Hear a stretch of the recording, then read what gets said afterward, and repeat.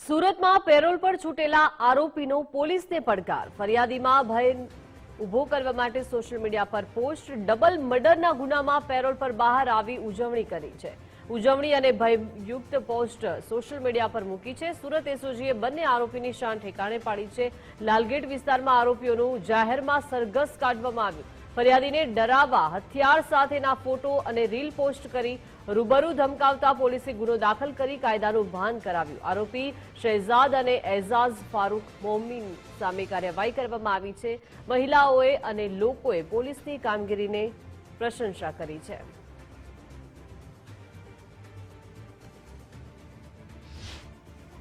पहले जेल बाद में बेल और फिर वही पुराना खेल આ પ્રકારની પોસ્ટ હત્યાના બે આરોપીઓ દ્વારા સોશિયલ મીડિયા ઉપર કરવામાં આવી હતી અને ફરિયાદીને ધમકાવવા માટેનો પ્રયત્ન કરવામાં આવ્યો હતો. જો કે સોશિયલ મીડિયા ઉપર અપલોડ કરવામાં આવેલી રીલને જોઈ સુરત એસઓજી દ્વારા આ બંને આરોપીઓની હેકડી કાઢી નાખવામાં આવી છે અને જાહેરમાં જ કાયદાનું ભાન કરાવવામાં આવ્યું છે. એસઓજીના ડીસીપી રાજદીપસિંહ નકુમ આપણી જોડે જોડાયા છે. સર, કઈ રીતની કાર્યવાહી કરવામાં આવી છે આજે જે બે આરોપીઓ હતા તે? आरोपियों एवी पोस्ट वायरल करेली कि अभी बेल फिर एफआईआर फिर जेल और चलता रहेगा खेल। तो एक खूब ज गंभीर बाबत है कि આવી જો આરોપીઓ કોઈ પણ સોશિયલ મીડિયામાં વાયરલ કરે તો એનાથી સમાજની અંદર સારા અને સજ્જન માણસોમાં ડર ફેલાતો હોય છે અને આ ડર ન ફેલાવા દેવા માટે તાત્કાલિકપણે એક્શન લઈ અને અમે જે ફરિયાદી બહેન હતા એને પૂછપરછ કરતા ખબર પડી કે આ લોકોએ એને પણ ધમકી આપેલી, તો એમની તાત્કાલિક ફરિયાદ લઈ અને આજે એ લોકોનું રિકન્સ્ટ્રક્શન કરવામાં આવેલું.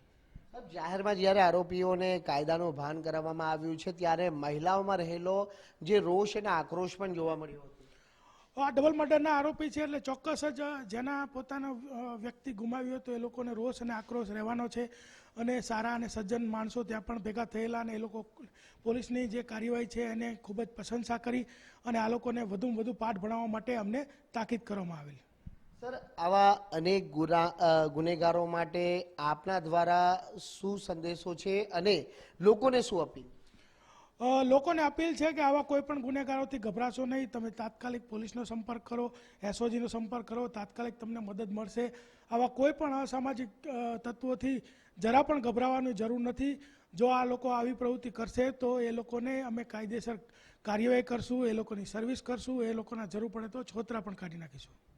બિલકુલ, આ હતા સુરત શહેર એસઓજીના ડીસીપી રાજદીપસિંહ નકુમ, જેમનું કહેવું છે કે જે પોસ્ટ કરવામાં આવી હતી એ ડબલ મર્ડરના ગુનાના આરોપીઓ છે અને આરોપીઓ દ્વારા કરવામાં આવેલી પોસ્ટને લઈને સમાજમાં રહેલા લોકોમાં પણ એક ભયનું વાતાવરણ છે તે ઊભું થાય છે અને તે જ કારણ છે કે એસઓજી દ્વારા આવા આરોપીઓને કાયદાનું ભાન કરાવવા માટે ધરપકડ કરી અને જાહેરમાં જ વરઘોડો કાઢી ઘટનાનું રિકન્સ્ટ્રક્શન પણ કરાવવામાં આવ્યું છે.